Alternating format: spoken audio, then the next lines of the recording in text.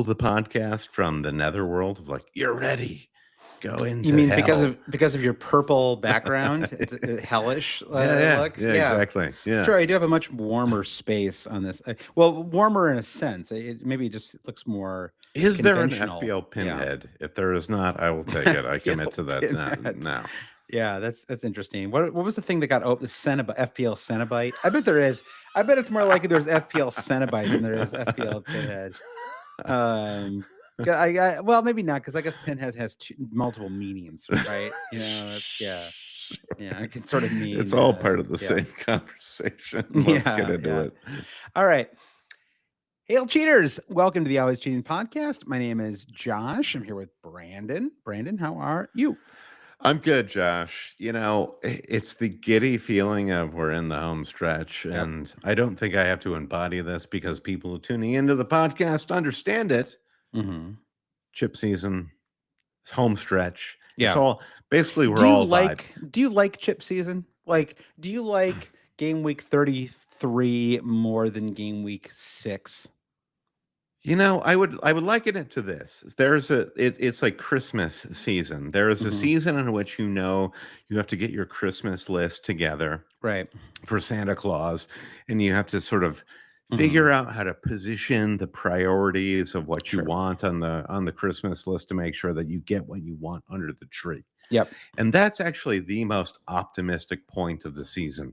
Right. The worst part of Christmas is when you submit the list and then it's just the waiting, and you wait to see what you get under the season. Yeah. Under the tree, because it's gonna be as good as it could be. It's not going to meet expectations. I do like that you are an adult. You are the rare adult, I would say, who still submits a Christmas list to his mother. Yeah. My mom demands it. Yeah. But I feel like chip season is that moment where things appear under the tree to surpass your expectations or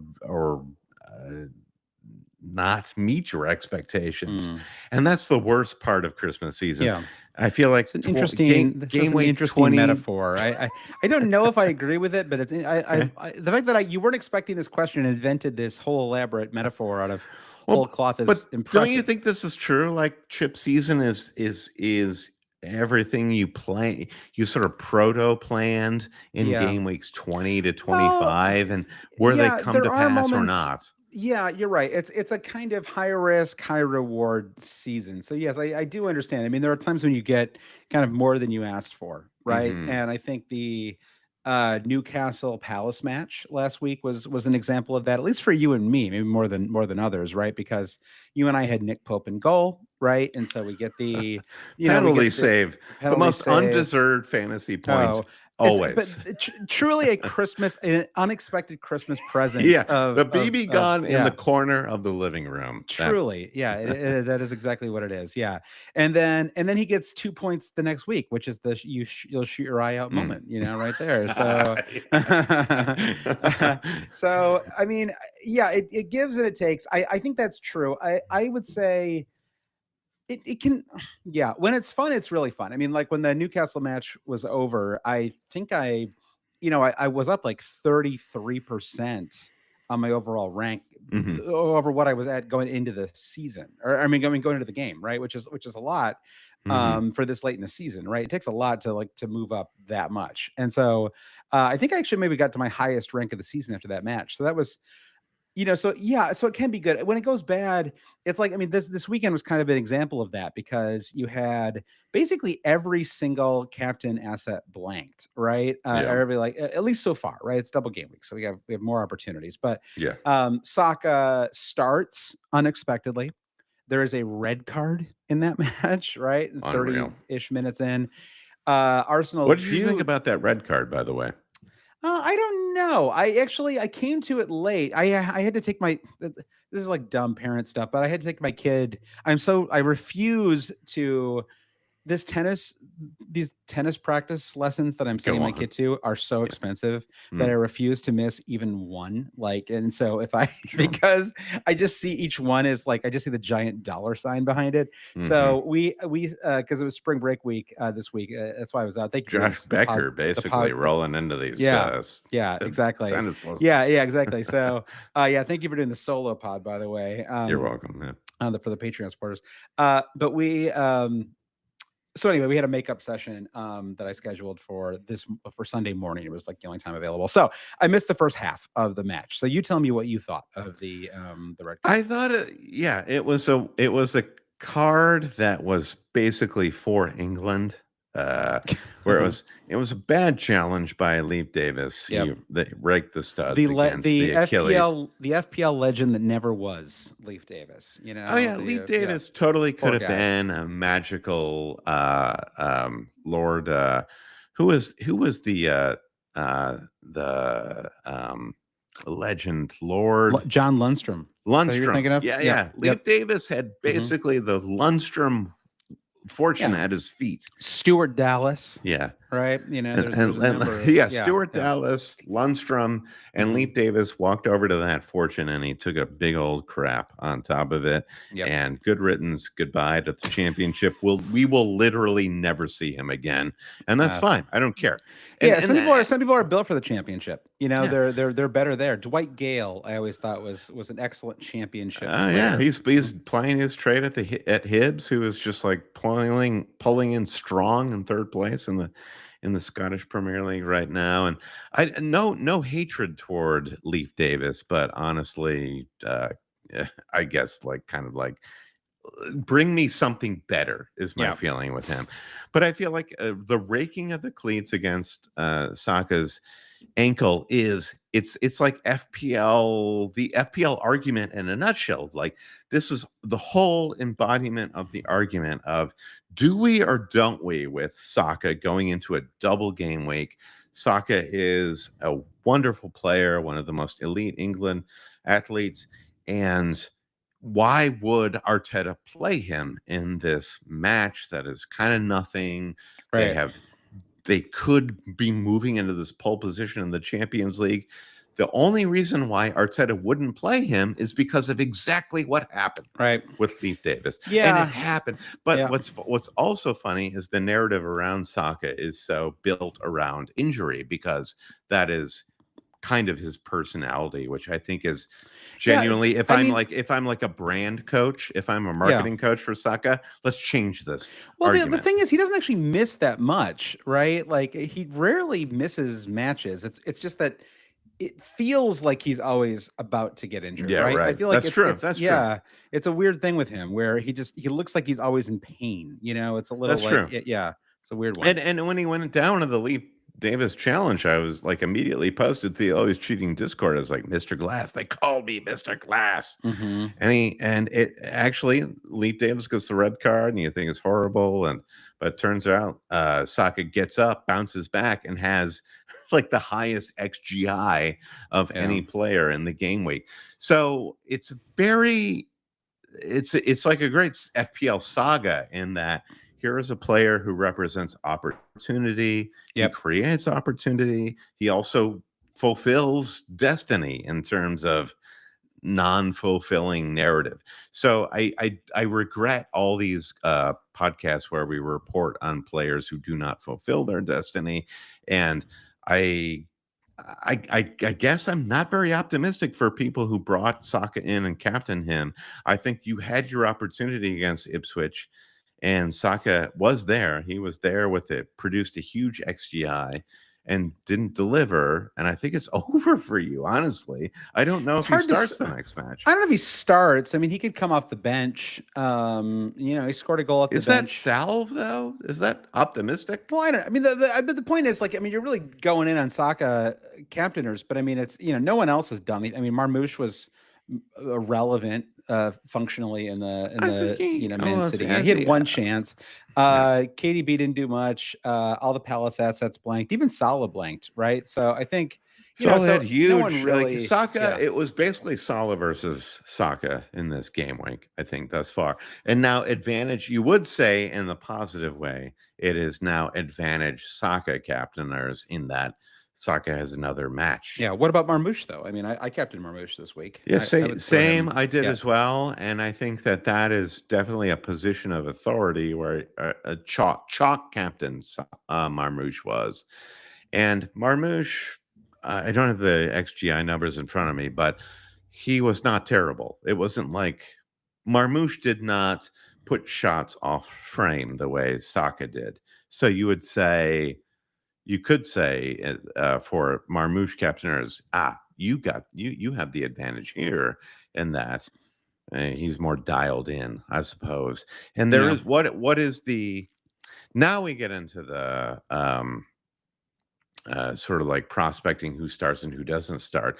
Marmoush has the advantage over Saka captainers in that there are no obvious people to start in his position, whereas Saka has there been formations built without Saka for months now. So if you're a Marmoush captainer like we are, Josh, are you Hmm. feeling? Do you feel like you're in a better position than Saka captainers? I don't know. I mean, it was honestly, it was just kind of a weird week for the captaincy. It was a weird week for transfers. It was just a strange double game week, I would say, in general. Like weirdly, last week with just the two teams was a little easier in some ways. I really didn't know where to go with my transfers this week, right? And so, when it comes to the captaincy, like the Marmouche thing, I mean, I don't know. Just give me like two more points. If I get four, like I'm like, I guess that's fine. Like I wouldn't say that I like necessarily see Man City like crushing Villa. Like they looked kind of like your kind of contemporary toothless Man City to me in the Everton match. I mean, I know they scored a couple at the end, but defensively they look pretty good. I mean, I guess defenders ultimately were the way to go, and maybe we should have considered that a little bit more, right? I think if you had gone with Gvardiol or Saliba, you'd be in a much better position right now. It's very We both unexciting have Guardiola and Saliba, though, right? if we'd captained them, is what I'm Oh, saying. okay, Yes. gotcha. Okay, Yeah.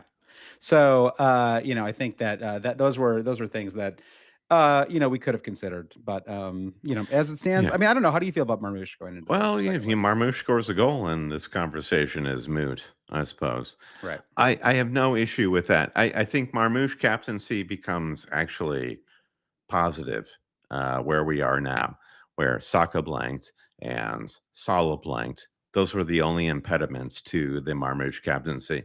Marmoush presumably starts against Aston Villa because there are no other options there, Yeah, and it's that's fine. yeah, Holland is like back in training, but Pep said that he's He still won't not. play. Yeah, yeah, yeah, yeah, He won't play. yeah. So yeah, I have no. It's actually like Marmoush captainers should be grateful right now, honestly. And there is a moment I think where you come not going in, but coming out of the deadline before any whistles are blown, where you think, you know what, I should have. I see the De Bruyne is in the starting lineup.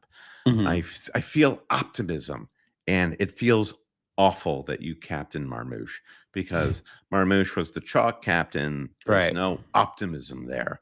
And now we're coming out of the weekend and nothing happened. And so I feel like that salve and that should bolster Marmoush captainers. I think this is good. I think going into Aston Villa, you think the most likely outcome is you just put like points on obvious Yeah. FPL assets, and Marmoush would be A plus number one. They are home, and he will score get an assist or a goal, Yeah. guaranteed. Yeah. I mean, we'll see what Arsenal do. They'll have a week after because they don't play this upcoming weekend, and so they'll have a week off. And so, I mean, he could run it back with the starters again. I don't know. I mean, I didn't think he'd play everybody today. So I really, so I don't feel like I have a total like bead on what he's going to do. Like maybe he just plays Saka 55 minutes in both of those matches, right? I Yeah. think if you have all of the defenders, you're fine. I mean, the thing is like, with Liverpool winning again today, I mean, the title is over. I mean, right? There's really They're no. one more match away. Yeah. Yeah, exactly. So like, I don't mean it's literally over, but like it's effectively over, right? So there's It's there's been not over. It's been over. But if it hadn't been over, it's been over now. Whatever Bend the over, whatever the Arsenal. grammar, whatever the grammar is there. And so I don't know. I think we'll see Raya and the two center backs, QER and Saliba start. Beyond that, I really don't know. And I think with Palace, it's the same thing. I don't know who they're going to start. Right? They Why shouldn't not? start any. They shouldn't start anyone. Like they should start all second squad players for this match as well. Right? Both teams should treat it like it's like a summer match. Right? Arsenal have no reason to play starters, and Palace have one of the biggest matches they've had in a long time. Right? They have a Yeah. quality squad, and they've got they played everybody yesterday. And a pretty tough match, right, where they had to hang on just to get a point, right, after the Chris Richards red card. So really, pretty difficult match that took a lot out of them. They have nothing to play for in the table. So, and they have an FA Cup, match at Wembley this weekend. So, if I were them, I wouldn't start any of my like top players. Yeah. It just seems pointless. Yeah, it's I guess advantage like myself, like I think let's talk about this. I want to talk about this. Okay. My team in game week 33, where I basically I bench boosted prepping for a free hit in game week 34. Mhm. And the gambit was, here's the thing I kind of want to talk about beyond like my game week score is my realization in game week 33 was the bench boost is not about playing more players. Mhm. I realized that bench boost is actually opening up multiple strategies. Okay. So you have game week to game week, you've got 11 players that you can field, and you are kind of hemmed in. I need to sort of zero in on this strategy or that strategy, transfer this player to zero in on these fixtures, etc. Yeah. And with the bench boost strategy, it's all built around maximizing either double game weeks, bringing in more players for more fixtures. Let's get more fixtures. What I felt more this season than other seasons with the bench boost was the bench boost is an opportunity to achieve two different strategies at the same time, where I was able to the transfers that I made were I brought in Kivior for some defender, don't recall. Uh-huh. And I brought in De Bruyne. So De Bruyne was like the punt, bring in some guy who is like a high upside guy. And Kivior was more of the pragmatic. Sure. Yeah. Try to get two clean sheets, like glory me. Yep. So the bench boost, if I didn't have the bench boost, I wouldn't have been able to imagine two different strategies. And I think that's kind of interesting and something I want to file away for future seasons, where it's less about like playing like strategizing a wild card and transfers to play a bench boost to get like blah blah blah number of guys. It's like now I went in having the ability to go like big defensive strategy plus a big attacking strategy. I guess so, but I mean, you didn't like add players to your bench with your transfer, right? I mean, you still like I don't see how that's different than just like having a kind of very varied strategy for a double game week, like having kind of offense and defense. Like where does the bench boost come into it? Because the bench boost didn't change. The bench boost basically the bench boost comes into it where you have if I were to not play the bench boost, I would not see the advantage there, because I would right now on my bench I have Alonga left to play. I have Jacob Murphy and I have Howson and Bournemouth. Howson came through. These are three players who I'd want to play. Right. And that became ancillary. It's sort of like this to me is the advantage of the bench boost chip. It's a bonus. Like this is what it should be. It's a bonus, it's an add-on, as opposed to I need to play the bench boost that is the all-encompassing strategy that I have going into the game week. Yeah, I guess I understand what you're saying. It's I guess ideally I would still I don't know. I'll have to think about that more. I don't know. You know, I ultimately didn't play my bench boost this week Yeah, so because you have your bench boost left. So what do you where does this leave you? well, it leaves me playing it down the. I mean, to me, it was like I don't see. I didn't have any particular desire to start Murphy or Hoyson or Pope or even Nico Williams for that matter this week, right? Like to me, those were all. I was happy to put all those players on the bench. You know, as it turns out, Hoyson did get a clean sheet, right? I mean, helped along by the Palace red card, but regardless, right? So he got the clean sheet, blanks from Pope and Murphy. We'll see what Williams does tomorrow. So it's like, I mean, I guess like just by sheer like non-injured players play, you know what I mean? Like I had a bench full of people who were probably going to play this week.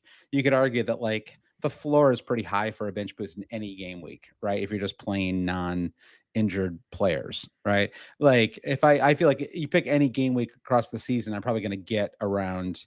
I'm gonna have one of my 4 players on the bench who does something, right?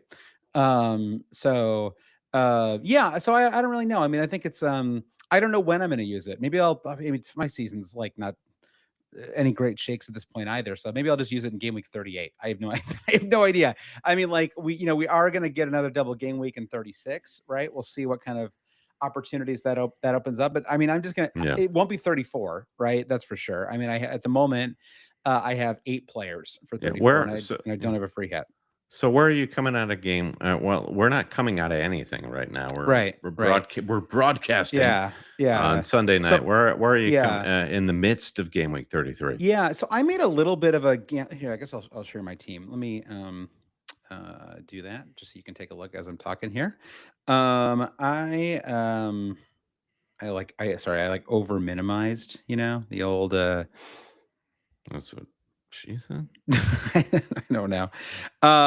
Okay, let me go. So yeah, so at the moment, so the transfer that I made 2 transfers this week. One was Guardiol, which just worked out fine. And the other one was I take a little bit of a gamble, and I brought in Jared Bowen over instead of Saka, which was the move I was considering. The reason I did that is because I don't have a free hit, and I wanted a player who would play in 34. This has worked out pretty well, I would so say. far, yeah. So far, it's worked out well. Yeah, I mean, he got a goal. He would have been an 11 if they hadn't conceded in the 94th minute. I mean, West Ham is just going to continue to be like the biggest 1 point, don't you? The biggest 2 points. It would have been 11 points. You don't mind when you get 2 points or lose it. It's irritating to me. And so so I lost the 2 points. But you know, it's fine. So at least I have Bowen for 34. And so basically the reason I did it is because Southampton West Ham hosts Southampton and Ipswich in 2 of the last 5 weeks of the season. So that was kind of the gamble. You know, unfortunately, it's kind of what I'm finding to be a kind of frustrating. I don't necessarily want to talk about it this week because we should talk about the blank game week more in a second here. But the FPL review recommended move was Mbeumo, and I went Bowen. And sort of all season long, I have frequently gone to review to look for ideas and then not taken their suggested idea, and their suggested idea has beaten the idea that I did, and it like is starting to make me like. But I also don't want to just be like, I don't quite understand the point of playing fantasy if I'm just going to plug my team into review. Why are you going to review then? I guess would be the question. Because it's available. It's because it's what they're doing is running simulations and looking at. I mean, they're looking at a lot of data, and if the data is going to spit out an answer, I'm curious what that answer is, right? I mean, it's the same as like finding like a sports book that is known to be like especially sharp in a particular category, sure. Right? Like so why go against it then? Well, this is the tension I feel, right? Which is that it's like in my head, I was like, well, I just kind of like Bowen, because it wasn't like I did it just to be stubborn, right? It was like I just thought, well, I just kind of like Bowen more home to Southampton than I do in Mbeumo versus Brighton. And maybe I didn't fully take into account how much Brighton have just kind of quit on their season. I don't understand why exactly. Like I felt like they were rolling for a bit, but so and so I sort of like that was kind of the gamble. So I was like slightly irritated that Mbeumo ended up outscoring him by 9, but in the end, 9 points. looks good.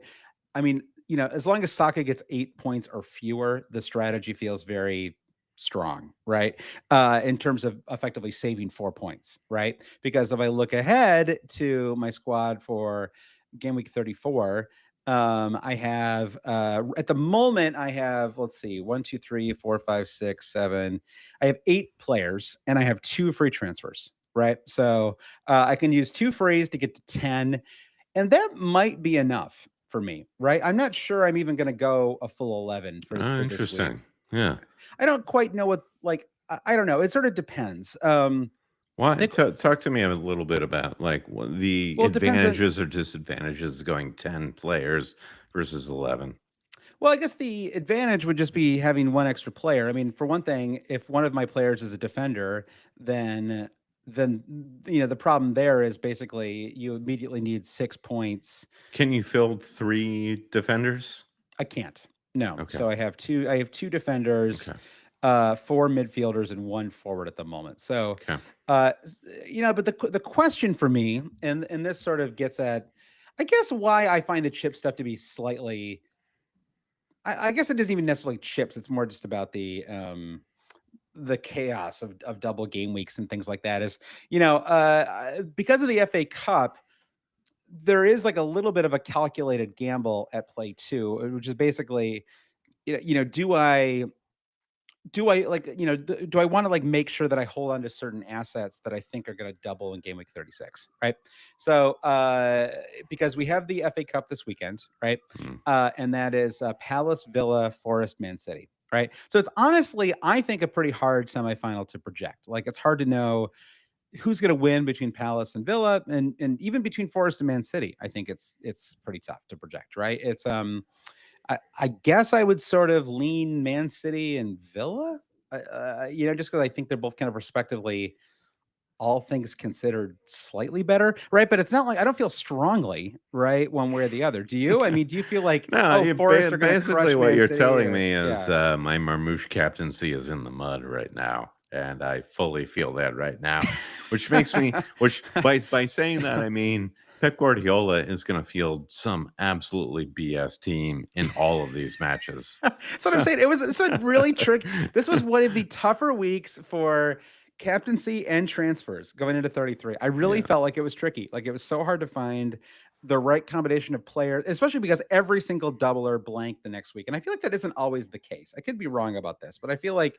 you don't always get double straight, it's just sort of the way it worked out, right? With especially with Forest playing the rescheduled, like, Forest have this really crazy schedule coming up where they play Monday, and then this weekend, and then next Thursday, and then I think the following Sunday, right? And so it's like they have, what is that, 4 matches, and I guess it's, well, it's, whatever that is, 4 matches and 11, 12 days or something like that. So it's a really squashed schedule for them. Now, in their case, I wouldn't worry too much about rotation with them. Like, I'm actually looking at Chris Wood as one of my transfers, just because they just do not have the luxury of not playing for the Champions League, right? I mean, it's all to play for, right? There's 5 spots, they're in pole position, but they just cannot lose any of these matches, right? Like, they basically need to win like 4 to 5 to end the season to really feel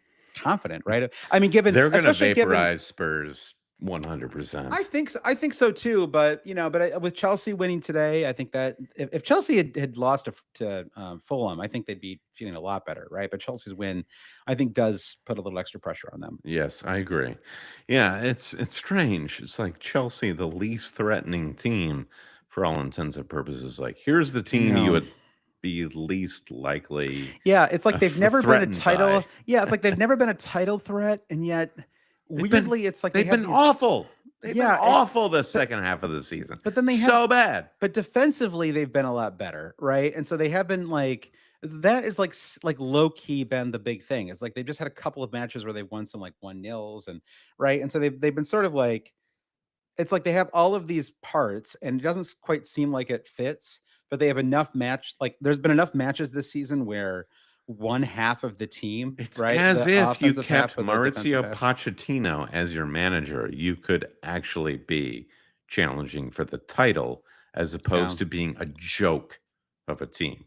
Yeah, vying for a Champions League. You got some strong opinions. I today. do. I really do. Yeah, I mean, colorful language. How could you not have strong opinions? Listen, if you don't have strong opinions at this point of the season, like you're falling asleep.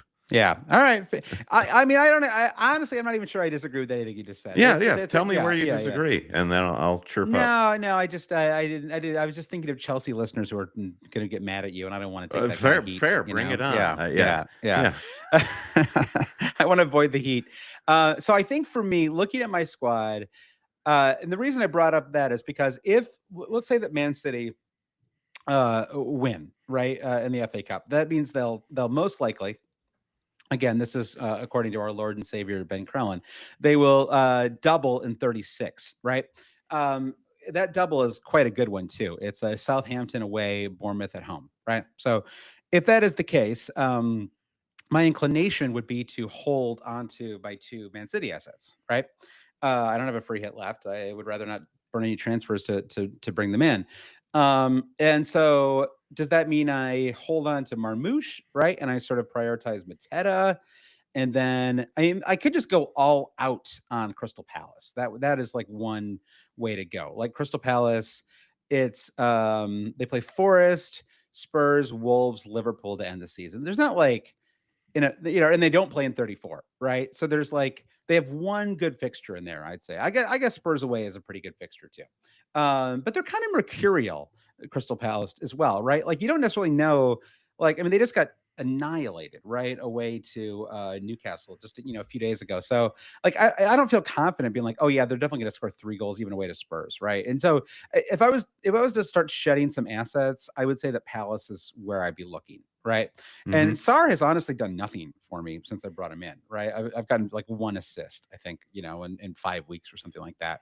So, it could be that it's like Mateta to Wood, Sarr to Mbeumo would be like 2 really simple moves. Right. And that would give me 10 players for 34. That's probably enough, so that's one way to look at it. You said Mbeumo there. What do we feel about Mbeumo right now? He is, I think, probably the most under. It's funny because FPL is most predisposed to elevate Mbeumo because of just sort of like his price, etc. Yeah, I feel like he is easily like the most underrated player in the Premier League. Yeah, easily. I mean, he's an amazing player. He's really building on what he did last season, kind of pre-ankle injury. I mean, he's fantastic, right? And so that's kind of where I'm looking. I mean, I feel like we are all getting Mbeumo. Yeah, in the next 2 to 3 weeks. Exactly. I should have got him this week, right? And say la vie. But I think. I mean, let's see. So Forest away. I mean, it's like an okay fixture, but Forest haven't really been the same defensively since went down. It's a very interesting fixture. I guess we should save this for a Game Week 34 talk, but I think that Forest hosting Brentford is an incredibly interesting fixture for the next upcoming Game Week. Yeah, why don't we get into let's get into 34. So I will let me see if I can just stop sharing this, and let's do just a quick thank you to everyone who supported the podcast on Patreon. You go to patreon.com/ it's a quick bonus read here, Brandon. But a genuine and sincere thank you to everyone who supports the podcast on Patreon. Patreon.com/ always cheating is where you can go to say thanks to the cheaters. Get an extra podcast each week. The Discord, tons of it feels like more mini leagues than ever before, right, Brandon? I think I'm getting constantly tagged in various Discord mini leagues, and there's all kinds of stuff going on. So it's tagged. Yes, tagged. Yes, get in there. So get involved. Yeah, and ad-free podcast fee, all kinds of good stuff. So patreon.com/ always cheers where you can go to do that. Now we can move on to Game Week 34. So Game Week 34, I do not have a free hit. I know a lot of listeners do, and you have a free hit. And so why don't you talk through your free hit team for Game Week 34? Absolutely. I'm going to share. Like in the words of Rick and Morty, show me what you got, Brandon. Show me what you got. I'm sharing my free hit team on the youtube.com. At Always Cheating. And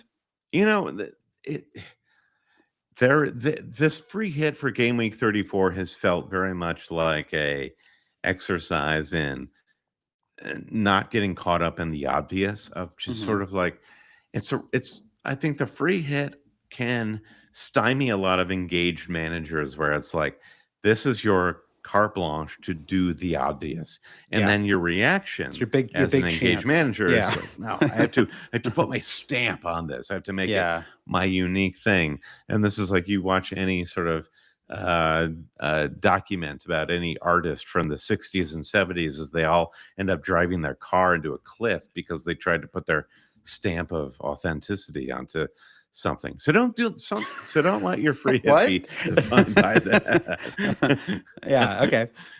Jackson, you have Ed Harris as Jackson Pollock is like the ultimate version of this Okay. to Yeah, I me. didn't actually get that reference, but yeah. Okay. Yeah. All right. I'm listening though. I'm listening. I'm shocked that you didn't get my Ed Harris as Jackson Pollock reference. Hey, So if I you, love me some Eddie. You know, big yeah, Harris fan. I'm a Harris head.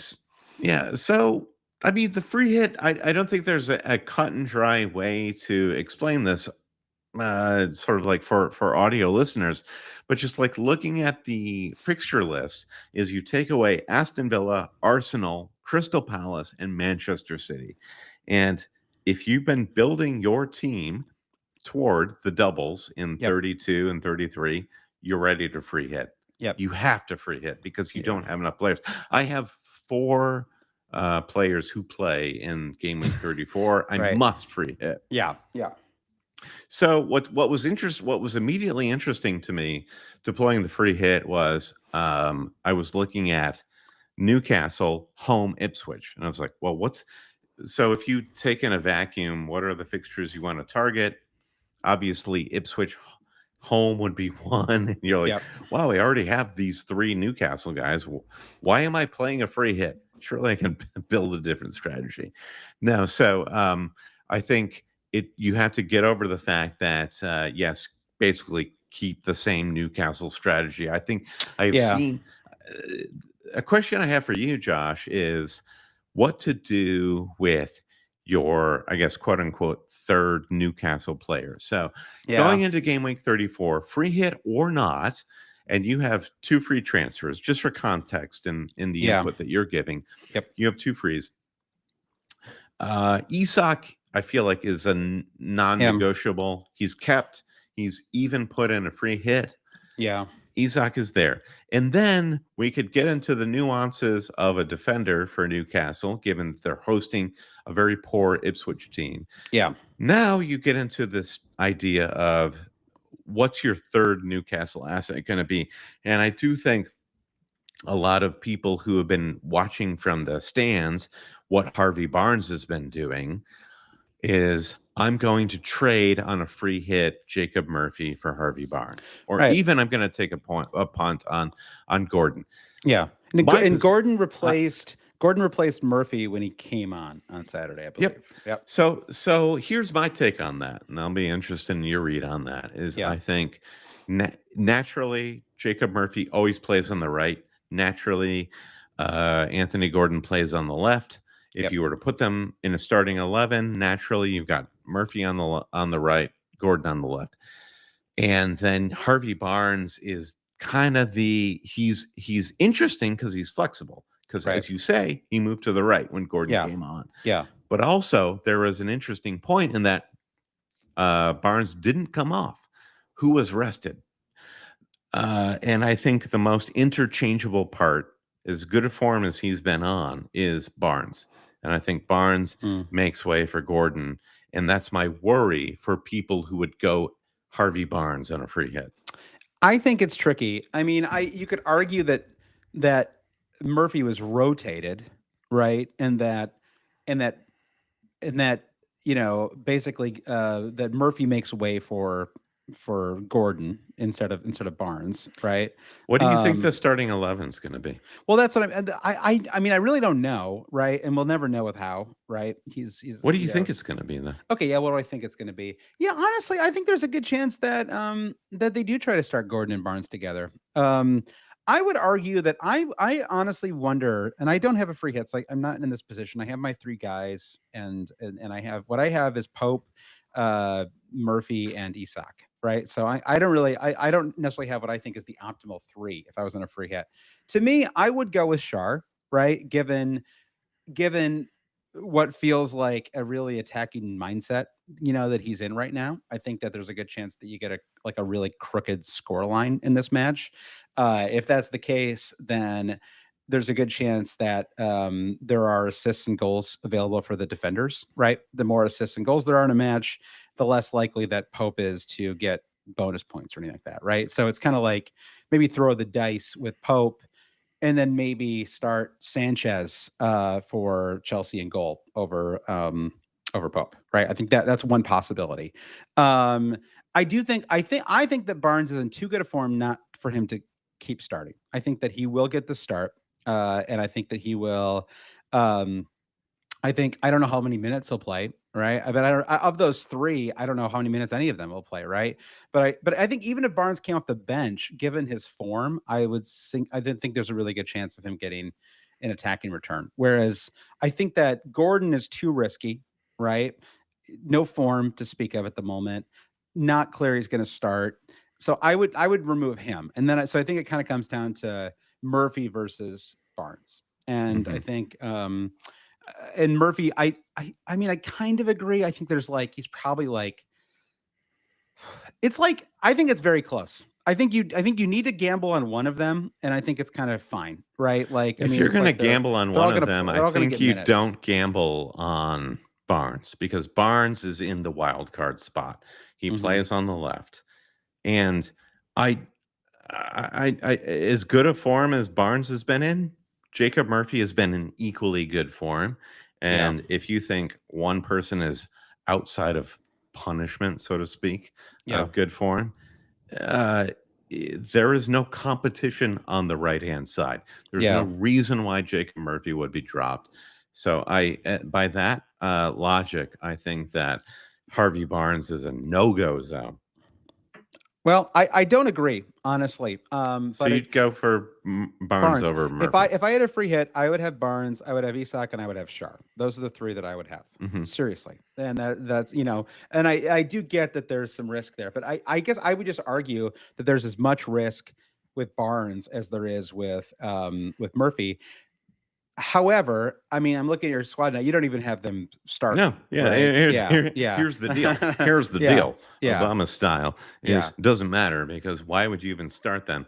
And I think you have such an interesting opportunity with Bournemouth. Might be the biggest free hit team in Gameweek 34. Manchester United is. I hate that it's kind of like a meme fixture. But also, this is the perfect fixture for Bournemouth, and they have such delectable fantasy assets. The fact that Kluivert started in Gameweek 33, he's come into fitness. And there's no reason to, Evan Nielsen has been very disappointing the last month fantasy-wise. But then again, you look at the meme fixture of Manchester United, you're like, this could be a ticket to a free hit. This is a big deal. So Bournemouth is one team, I think, to think about. And then you have Wolves. And Cunha has been on like a Black Mirror-esque tour all season of, I am with Wolves fans, I am against Wolves fans. I am like in your little disc that you put in your temple, Wolves fans. Cunha, if you're playing a free hit, you have to have Cunha. If you don't have Cunha, I don't know what you're playing at. And what about if you don't have a free hit? I mean, I don't have Cunha. Should I be looking at him over? No. I think Cunha presents like a wild card opportunity. I wouldn't position him as he's guaranteed to go off. You have to have him sort of this is a perfect fixture. There is every. It's a very good fixture to be sure. It's a great fixture, though. You take Leicester City in their match against Liverpool. And you try to let's pull that apart. They were at home. They are playing for their lives. They got officially relegated against Liverpool, but they lost to the league winners 1-0. And they put up a decent enough fight. So what do you think Leicester City from that fixture say it's over, forget it, we're out? we're just going to get completely reamed by Wolves at home. Yeah. You have to take the Leicester of it all, which I do think, as bad as Leicester have been, they basically, what they would have had left, they would have put it into that Liverpool fixture. Yeah. It produced nothing, and they're gone. I mostly agree. It's a Midlands derby, so maybe there's a little extra kind of juice in the game. I'm not sure if that helps Leicester or helps Wolves, though, right? I mean, maybe it just make for a more interesting match, like in terms of the energy level. But yeah, I think it's actually making me wonder if I should get Cunha. I mean, it's tricky, right? Okay, so let's compare the fixtures for Cunha versus Wood down the stretcher. So Cunha, just for the record, started today's match, played 90 minutes, picked up 3 bonus points, right? On an assist, on a free kick. Yeah, on an assist. Like that's how involved he is in the Wolves play. Yeah, is that he's getting 3 bonus from not a direct. Even with the direct goal involvement. Yeah, even with the 3, what ended up being 4 match ban, he he's on, what is it, 14 goals and 5 assists on the season, like an amazing year. So they have so they have Leicester at home, Brentford at home. Brighton are a great team to play right now. Brighton have kind of given up in the season, and so you have Leicester, Brighton, and Brentford, 3 very good home fixtures. Man City away in 35, not great. Palace away in 37. Fine, I think, right? So that's the stretch run for Wolves, right? And again, this is if you're in a position like me where you really have to guard your transfers very carefully, right? Because I don't have a free hit. There's 5 weeks left of the season. It's just like basically anybody I get right now, I probably want to have for the rest of the year, right? And so if we look at Forest, they are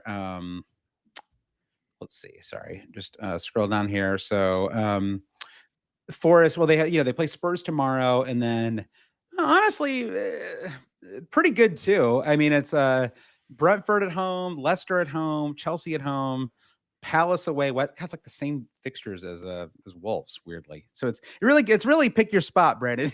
pick your player. Do you want whichever one you want? I mean, the problem with Chris Wood is he hasn't scored a goal since game week 25, right? He's back and playing, and we are recording this before the Spurs match on Monday. Yeah. So form could be informed, will be informed a lot by that match. Yeah, maybe that'll be a tiebreaker for me a little bit. Yeah, like at this point, putting a free hit together, and I think this is a very crucial fixture for free hit or non-free hitters. Yeah, Forest, Brentford, Thursday, May 1st. Bournemouth, I'm sorry, I'm very sorry. Brentford are just a very strange team to put into any fantasy mix, in that Mbeumo is, like, we just hailed his praises at the start of the podcast. Like, he makes the soup. He's the stock, man. He's the straw that stirs the drink. And you're talking about putting him against Forest, who are like basically the FPL kryptonite this season. I'm like, let's be real about Forest, right, Josh? Where nobody loves the team in fantasy where their whole thing is defense, like negative energy, negative points. Right. There. It's like we're gonna win 1-0. Yeah, and our forward's gonna score one and goal roll in one the dice, shot. whether you have Alenga or the dime store Grealish or Chris Wood or whatever. I don't love this fixture from a fantasy point of view. And also, Morgan Gibbs White is the dime. Oh no, Alenga is the dime store. No, Jota, like the weird guy who looks like he's like he's got like the weird computer animated version of Jack Grealish thing going on. Very, very odd looking guy.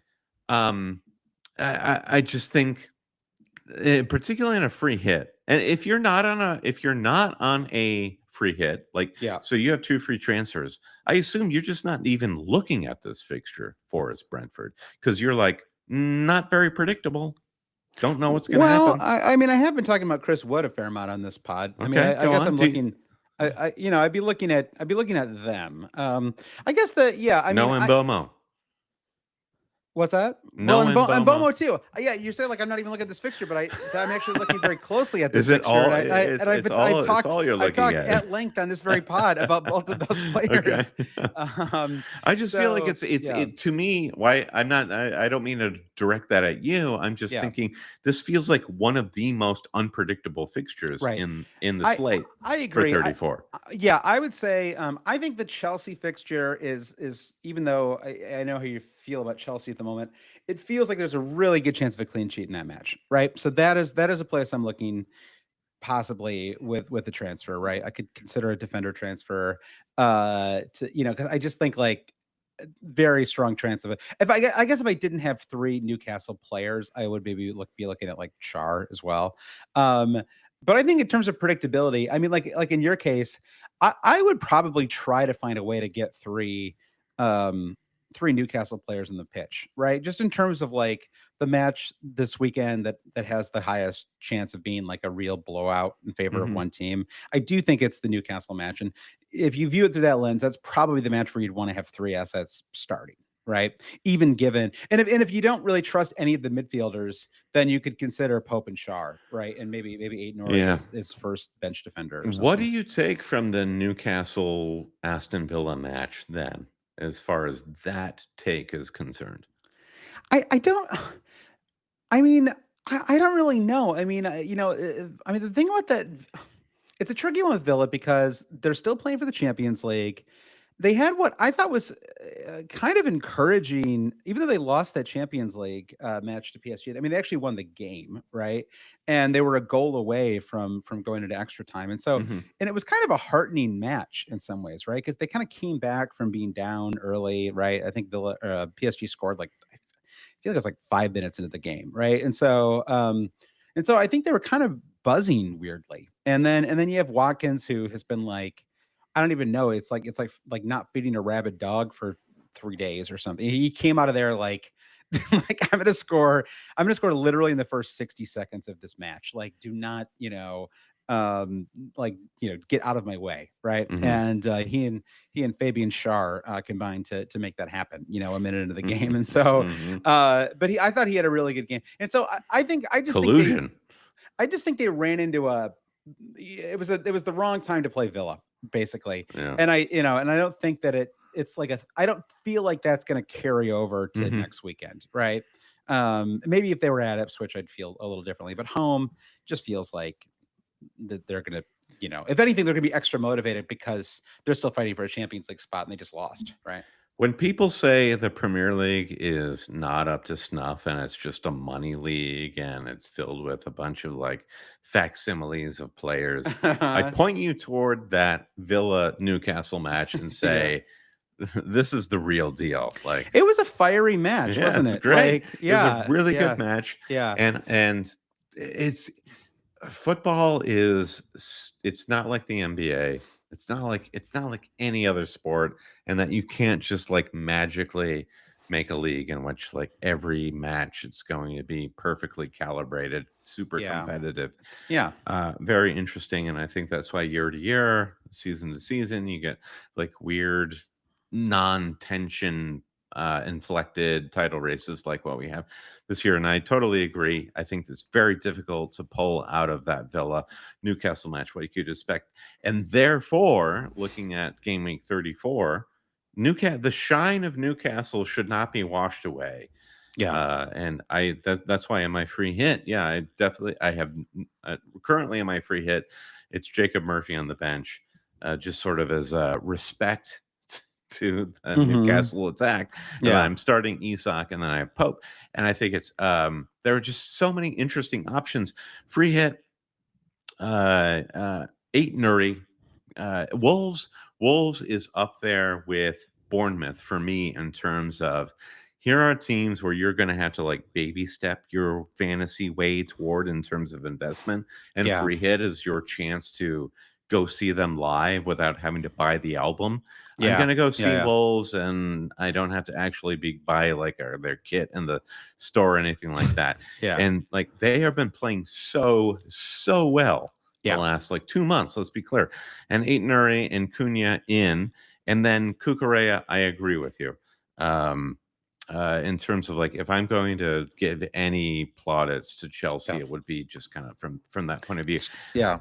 It's crazy that Cole Palmer is like not even He's vanished. He's Yeah. totally vanished. It's really bizarre. I don't get it. Like I don't like I just don't get it. I can't remember this ever happening like to this degree before, to like a top 5 fantasy player where they just like stopped being relevant. Like it's I mean, Yeah. it's just weird. I mean, you have to go back to basically like the festive fixtures, right? He had a back-to-back 10-pointers in game week 20 and 21. Do you think there's anything to what's going on at Chelsea? Like, because Maresca is basically a lame duck, just like a joke manager, that Cole Palmer doesn't seem like a guy who plays politics.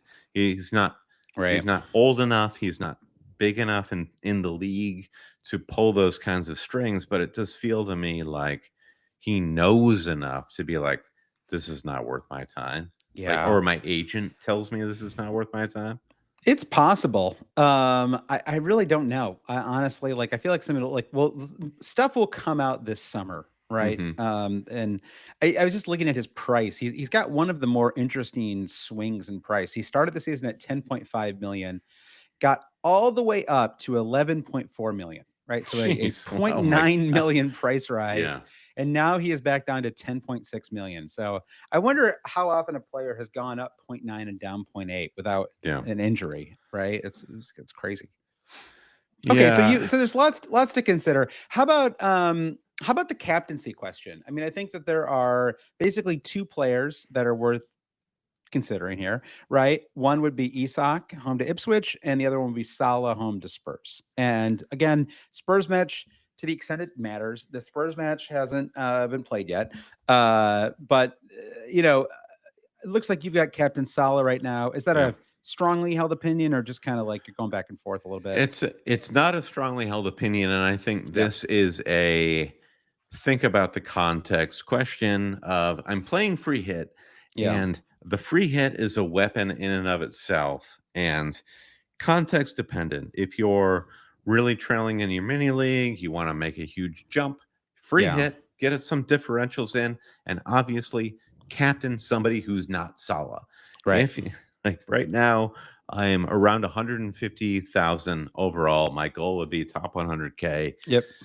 Good chance of that, I'd say. Yeah. Mo Salah feels like a good captain in that situation where watching him against Leicester, it was frankly unappealing.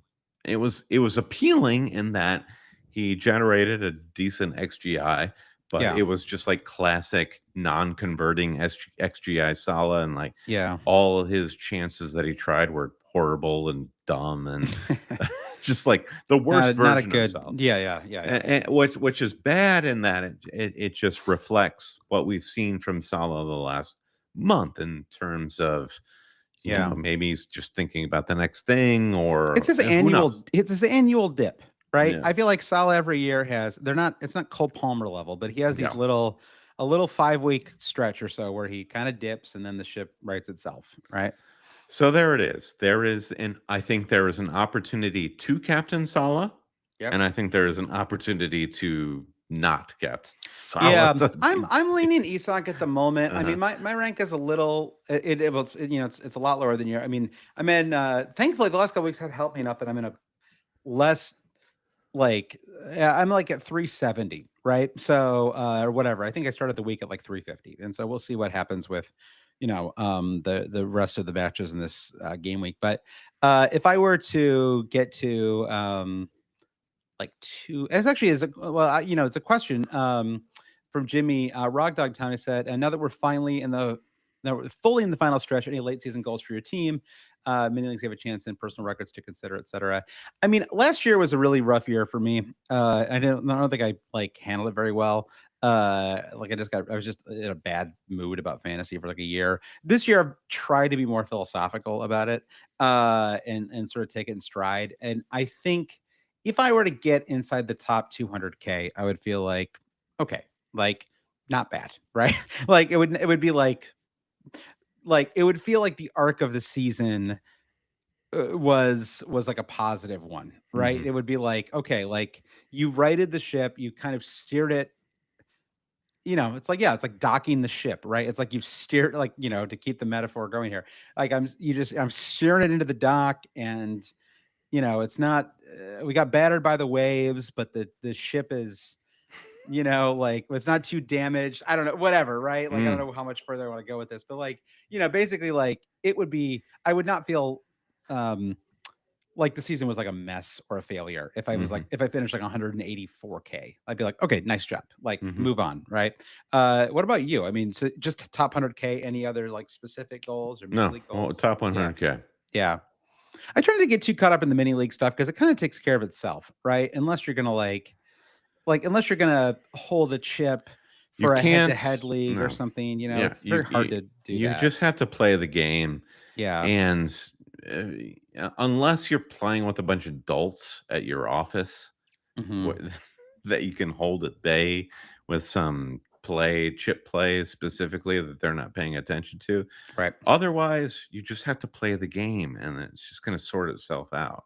Yeah. I mean, it's I it's don't like again, the it's defensive aspect of the game. no, it's like golf. And like for anyone who watched the Masters last week, Rory McIlroy was cruising in the Masters. He was up, I think, 5 strokes on the 13th hole. And then Rory's a very aggressive player. And Rory decided that going down the stretch, he was going to play like a sensible version of himself. And suddenly he, had a like basically like a layup onto like the fat part of the green, right? And he shanked it into the water because he Mhm. just can't, he couldn't even get his body to play safe if it wanted to, right? And the act of trying to do it made him capsize He almost, blew it. right? Yeah, he went from up 5 to literally down a stroke in 2 Yeah. holes, right? It was the crazy. I've never seen anything like it. Amazing that he won, right? And so I think that in fantasy, it's kind of the same thing, right? It's just golf. You just play your best game. You trust your instinct. Like Brendan, if your instincts on, Jacob Murphy are that I trust in the most of the midfielders. I mean, your instincts have served you well this season, so it seems like that's probably the way to go, right? And Mhm. like, and like, in that kind of like 40 chess stuff, where you're like, I'm gonna do what I think this, you know what I mean? It's like it's probably not really worth it. And we saw it with rotation this week, right? All this, I Mhm. mean, yeah, did Saka blank? Yes, but did people who brought him in and captain him arguably make the right decision? I think so, right? I mean, like you said, he had the highest XGI, was it, of anybody on this weekend? I mean, Ridiculous. what He else can should you have had ask a hat for, trick right? in Yeah. 30 minutes. Yeah. Yeah. And what else can you ask for, right? And I mean, for Mhm. you and I don't have Saka. I just feel like I completely got away with one, Yeah. right? I mean, let's see what happens the next week. But that's I mean, it's part of the fun of fantasy too, is like trying to get away with one, right? And so, so anyway, I don't really know where I'm going with this. But I think do I have any other. Oh, I guess here, a question for you. How many players would you suggest somebody have if they're not free hitting, right? Like, let's say like you're somebody who used your free hit early, you haven't necessarily done a ton of planning. You suddenly look at your squad for 34 and you're like, "Oh my god, I've got one transfer and 6 players," right? Mhm. Like, what would you yeah, there's someone listening who's in that spot, right? So what would you do in that If you're scenario? listening and you've got 6 players, sorry, you blew it. Um, it's Okay. your toast. I mean, Yeah. my advice I mean, is, yeah. If you're in that situation, honestly, I would burn 16. Like, get in 9 or 10 players well, because of the yeah, opportunity. I think Why that's not? right. I think when you look at the number of, like, when you look at Wolves at home, when you look at Newcastle at home, even Chelsea, I think at home, just because I don't think that at Everton squad are they're playing a very toothless version of Mhm. football at the moment, right? I mean, credit to Moyes, he's done a nice job there, but I honestly just don't expect them to score a goal in that match, right? So like, there are opportunities, like, so Kukurea, like he's been showing some attacking threat, right? Like he's somebody's Mhm. worth a -4, probably, right? Yeah. I think you Yeah. so you're how many I think you're a very instructive manager in this situation where you have no free hit, and how many players can you field, and how many players are you Yeah. expecting to field? Yeah. So if I use my 2 free transfers, I'll be at 10 players, and then I will decide closer to the weekend if I want to burn another 4. And to me, again, the calculus is um whether I'm burning players that I might want later on, right? Because again, I'm trying to prioritize. I don't want to transfer anybody out that I might then want to transfer in the next 4 weeks, right? Mm-hmm. And that is the biggest question for me is are there players that I'm going to want over the next 5 weeks? And that's why I think literally just dropping all 3 of my Chelsea assets is probably, or not Chelsea, excuse me, Crystal Palace is probably something that Easy. might make sense. Yeah, exactly. And if I look at it through that lens, then it's like just move them all, right? Sure. And like it's fine. And then I could bring in Cucurella, and that's probably worth a -4 because I think there's a good chance of a clean sheet that Everton game, right? So then again, if I'm replacing a 0, right? So even if all I got was a clean sheet, no bonus, right? I would still be up 2 points in that scenario. Oh, man. Pinning your hopes on a Chelsea clean sheet feels like. I know. Well, this is. I mean, I I'd don't rather disagree with you. I don't disagree. Yeah. And Cucurella is in my free hit team for sure. But it just feels like this Chelsea team has come up so short in every aspect at this point in the season. I do agree with you on the Forest, that match being pretty tricky though too. Yeah. I would say I would not go crazy on that one because again, we just don't know what's going to happen this weekend, right? Like in the FA Cup. If that's a really intense match and there also could be injuries, right? I mean, that's the other risk, right? Is like you literally just bring in a player. I mean, it's really important for me, right? Like because I don't have God, it's almost leaning me towards Cunha again because like I have no bench, right? So if I bring in Chris Wood and he gets injured, like re-aggravates his injury this weekend, there's nothing I can do, right? Like the game week has already started. So well, let's go through going through these fixtures with like cold harshness. Yeah. You look at Chelsea Everton, you're like 2-0. Let's just do it real quick. All right, let's do like Malcolm Gladwell Blink style. You say 2-0, I say 1-0 Everton. Okay. Brighton, West Ham. I feel like there are goals for West Ham. There are no clean sheets. In terms of just like raw investment, no investment in Brighton. Bowen, sure, go for it. 2-1 or 2-2. Brighton 2-1 or 2-2. Yeah, Newcastle, Ipswich. I'm going big here. I'll say 5-0 Newcastle. Okay. 2-0. 2-0. There's no way they're only scoring 2 goals in that match. The Fulham Southampton game is kind of interesting, especially for free hitters, because I think this is some free hitters will see this as an opportunity for Fulham, and I think Fulham are just it's tricky. Maybe it will be a bit. Yeah, it's a tricky one. I agree. I wouldn't want any defenders. Obviously, you can't have a forward right now. Iwobi would be the only one that you could maybe consider. Possibly, yeah. It just feels like an avoid. And then you get Wolves. Leicester were just relegated. Leicester, I think, are a prideful team. They have fight in them, but Wolves have proven that they're actually quite good. Yeah. Let's call this another 2-0. Yeah. It's Bournemouth, Man United. I think is if you're free hitting, Manchester United fully off the table, which is so hilarious. Oh, it's so funny. This one's got 3-1 written all over it. Bournemouth, Man United will score an irrelevant goal, and Bournemouth will score. That's 3. right. So Housen on the bench feels very appropriate for a free hit. Yeah. Liverpool Spurs is, I think, the free hit match. Yeah, we haven't talked too much about this one. Yeah. I mean, I don't have any read on Spurs right now. I don't know what to say about them. I mean, obviously they're not playing well. Haven't been the entire season. So, but Liverpool haven't been their attack has not been amazing either, right? And so they haven't gone against a dogmatic team like Spurs in a while. This does feel like one of those, and they will be playing at home at Anfield for the title. Right. If Liverpool win this match, they walk out with the trophy.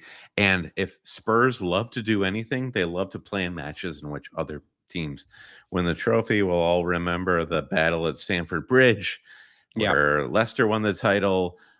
I do think that Liverpool absolutely vaporized the Spurs here, like 5-0, and Yeah. Salah gets a hat trick. I just believe it will happen. Fair enough. I don't feel as confident. Although, wait, so if they win this match, they win the title? Yeah. That does change things a little bit for me. Go on. Well, just like that's a little extra motivation, right? You want to win it at home. Sure. Well, you want to win at home in front of your supporters, right? Mm. Spurs are a like hilarious team to win against. I don't know why. Joke. Just because they're kind of a clownish team this Historical. year. Yeah. So maybe I'm coming back around. 5-0. That's Captain too Salah. high. I'm gonna say 3-0. You've got to Captain Salah. I feel like Captain Salah game week 34. It's happening. It does feel like there's a Salah pen in this match. It's done. It's All done right. and dusted. He's sitting on that little advertising hoarding, acting like he just won a game of Dungeons and Dragons or something like that, like the weird thing that he does. And then you get to Forest Brentford, which I think ultimately a lot of Sturm and Drang will be like a 1-1, and nobody will get what they want in terms of fantasy managers. That seems right. And so I do think it's down to Bournemouth, Wolves, and Liverpool on the free hit. Yeah, and with maybe a Chelsea defender or two tossed in and there. And Newcastle, sure. Yeah. Chelsea, Newcastle, but everyone probably already Wolves. has 3 new. Either way, 3 Newcastle, whether you are free hitting or not, you're probably gonna have 3, right? Mm-hmm. Yeah. All right, well, good. This is a very substantive podcast for us. We talked through a lot here. I think we've said enough, Brandon. Let's end things here. Mm-hmm. And let's sign off. We'll say once again, thank you to everyone who listens to pod, supports us. You can go to patreon.com/alwayscheating. Brandon, do you want to thank our producer patrons? I do, yes. Let's see. I'll pull up their names, and I will thank producers Mike DePietro, Trevor Ingerson, T-Bone, Dave Wagner, Lodall, our buddy Chris Howell, Andy Penn, Nick Wright, Lazarus Llanos, Jesse Halstead, Brian Chin, Babas Kuhn, Blair Jacobson, Todd Byerly, Andy Portlock, Dan Parsons, Terrence O'Donnell, Kerry Swanson, Jefferson Turner, as he does it, Francis Moore, Sam Shower, Craig Jackson, Caleb Robbie, Brian Clark, Thomas Tisloff, Fred Jacobson, Gareth H., Shalin Afkadakia, Rishi Nigam, Noah and Louise, Travis Grant, Linus Vennerstrom, Matthew Skinner, Ben Coombs, Eric Kite, Rune Sandberg, the 3 Jims, James Murray Wood, James C., James Holland, James. I got to be real with you, man. Ipswich, you got to go. You just got to go. Yeah, Scully, Craig at Total Mass Tutoring, and Francis Mann. We need to shout out Josh, that the Always Cheating community team that's operated by Francis Mann continues apace. It's on molten fire at the moment. Yeah, it is into the top 100K overall. It's just absolutely astounding. It's winning. Yeah, for people who aren't in our Patreon, like it's literally winning our second half league, the community team. We even entered it in. It was. I think it's like it's. I like didn't do it. It's in like the top 500 of the total second half league of the FPL game. Yeah, it's like unreal. It's unstoppable juggernaut. Yeah, you can't stop it. You can't hope to. How many chips does it have left? How many chips does our community team have left? I think it's looking at a free hit coming up. We'll see. Okay. We'll see. Okay. Don't jinx it. Don't. All right.